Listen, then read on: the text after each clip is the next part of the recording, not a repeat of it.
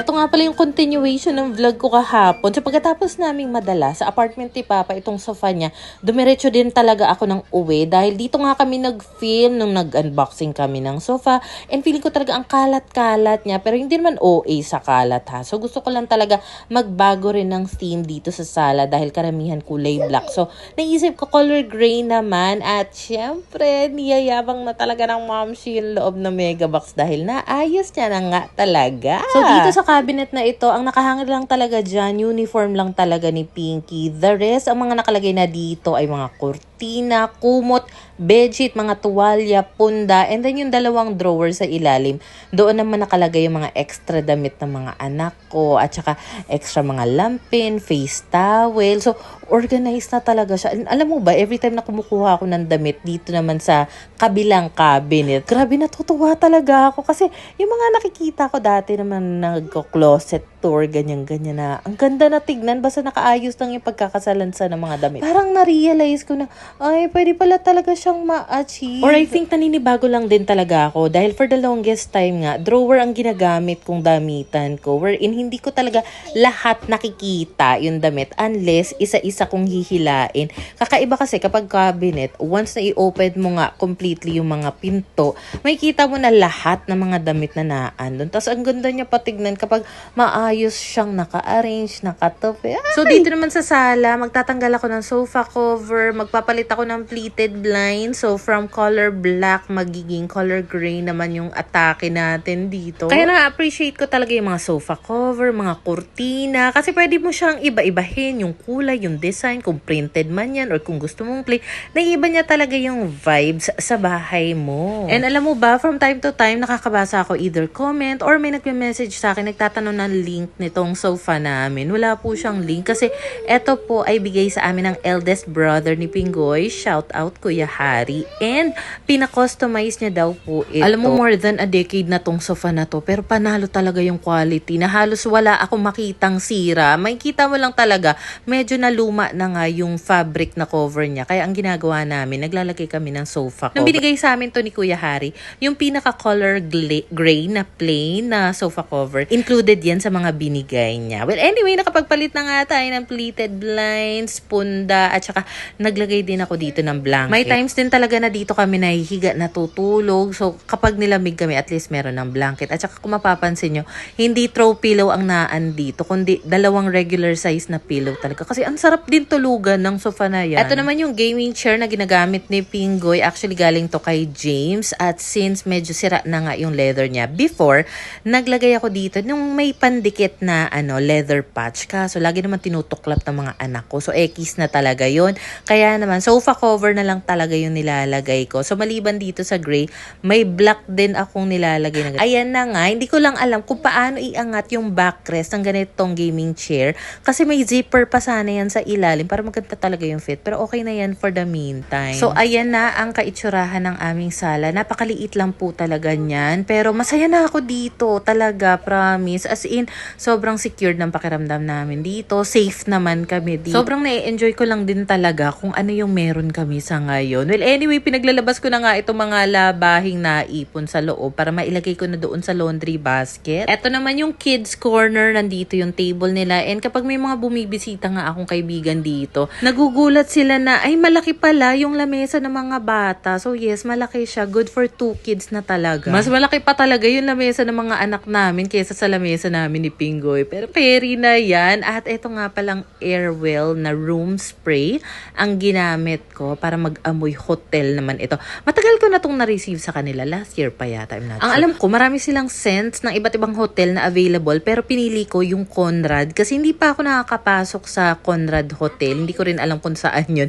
In fairness, mabango naman siya. And kapag kailangan mo ng mabilisang pampabango ng bahay, lalo na sa banyo, pwedeng-pwede talaga yung ganyan. Medyo matagal na sa akin yan. Hindi pa nauubos kasi hindi ko naman siya everyday talagang ginagamit. Kapag feel ko lang nasa mood ako na gusto ko, ay, instant bango. Ayan, for the spray lang talaga ako. Lalo kapag may mga bisitang biglaan. Naglagay din pala ako ng bedsheet strap suspender sa ilalim ng bedsheet. Paano ba naman? King size yung bedsheet ko. Queen size lang naman itong kutsyon. So, next naman ay gagamitin ko itong Perry Smith na dust mite vacuum.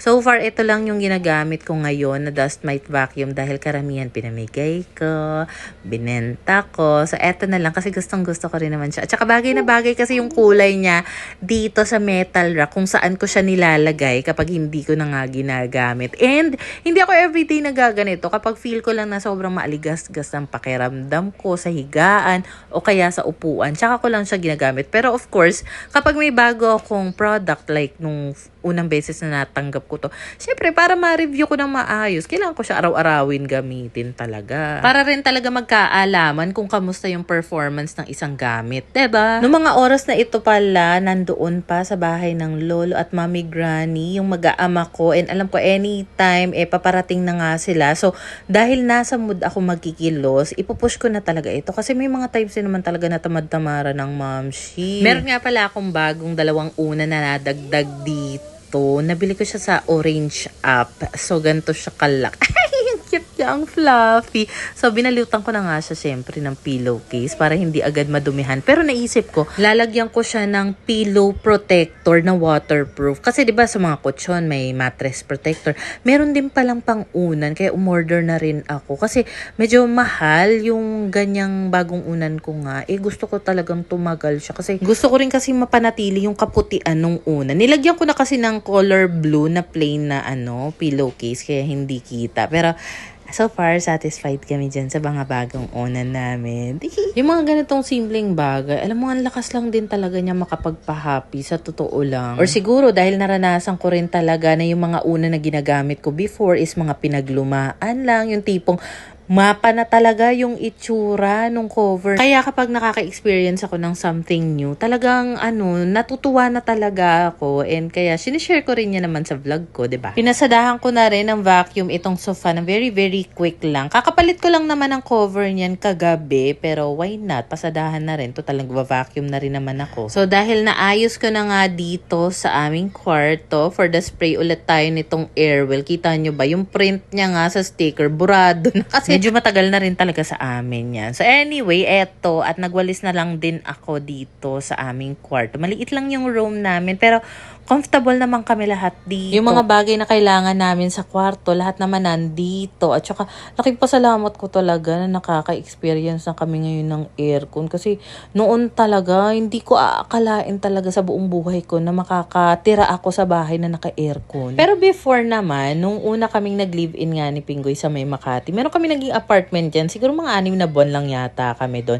May included na aircon yung apartment na yun. Pero saglit lang din naman yun. Speaking of aircon, kailangan ko pala talaga siyang ipa-cleaning. Last month ko pa yata sinasabi na magbubook ako sa Colleen ng aircon cleaning service. Pero up to now, hindi ko pa nagagawa. So, ganito na lang. Itataong ko na lang siya kapag kailangan ko na ulit magpalit ng bedsheet para at least isang linisan lang. Dahil alam naman natin kapag magpapatanggal ng aircon, lalo na yung pwesto ng AC namin, napakataas niya. May chance din talaga na baka may maglaglagan dyan kung hindi alikabok, mga semento doon sa butas nga ng aircon, diba? Next naman ay kailangan kong magpalit ng mga tuwalya namin. So, kailangan ko ng 4 na tuwalya na ilalagay ko doon sa sabitan, sa may pintuan ng kwarto. And ang gusto ko talaga, even sa mga tuwalya, pare-pareho kami, iba-iba lang talaga ng kulay. So dahil ako na nga ang in charge talaga sa paglalaba, pagtutupi. So feeling ko naman, mas mamamanage ko siya na maayos. Kasi nitong mga nakaraang buwan talaga, inaasa ko siya kay Pinggoy. Kasi si Pinggoy na rin naman daw yung toka doon. So hinayaan ko siya. So ang gagawin ko, isasabay ko yung pagpapalit ng tuwalya sa pagpapalit ng bedsheet. So usually once a week naman nagpapalit kami ng bedsheet.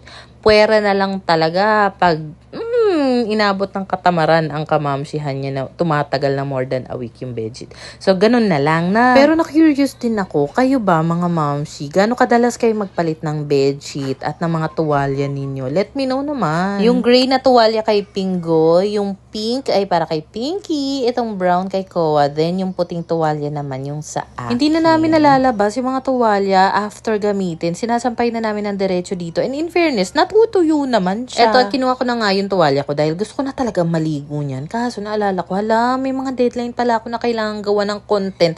So eto na nga, hinabol ko pa talagang i-clear itong ibabaw ng drawer ni Pinggoy dahil natambakan na naman. So gumamit lang din muna ako dito ng X-Clean Multi-Purpose Cleaner para mapunasan nga ito. Dahil ang bala ko, dito ako mag-film dito sa ibabaw ng drawer niya para maiba naman yung background. At saka, pag binubuksan ko kasi itong candle warmer na to, meron siyang ibang atake na naman. Favorite word yung atake. Basta ang cozy niya kasi. So, yung level pala ng brightness nitong candle warmer, na-adjust siya. Diba? Tapos, ang bango pa niya, lalo na kapag natunaw na nga yung kandila. Para sa mga mahilig sa scented candle, saan kayo bumibili? And ano yung ma-recommend nyo na affordable and mabango talaga? Let me know naman. Yung kaya niyang i-fill yung buong kwarto. So, di ba nga, maliligo na talaga ako. Napatingin lang ako dito sa ref. Nakita ko na walang laman. So, ang ending, na-delay na naman yung ligo ko. Bakit kaya talaga ganun tayong mga nanay? Kasi, minsan, di ba, ito lang talaga yung kailangan kong gawin. Tapos, kapag may nakita ka, ay, gagawin ko nga ito. Hanggang sa ang ending, yung kailangan mong gawin, hindi mo na matuloy-tuloy gawin sa dami ng ibang mga pinagagawa mo. Gets nyo ba? Alam ko, gets nyo yan. So, ito nga yung bago kong nasubukan na pampabango ng bahay. By Fresh, yung brand nito. Air fresher siya.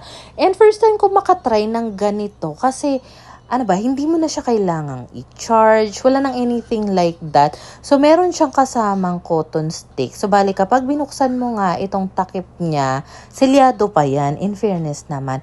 And then, ipapasok mo lang dito yung cotton stick ba niya yung tawag dyan. And then, sasawsaw mo lang siya, babaligtarin mo lang yung cotton stick para evenly nag-spread yung scent nga sa buong cotton stick.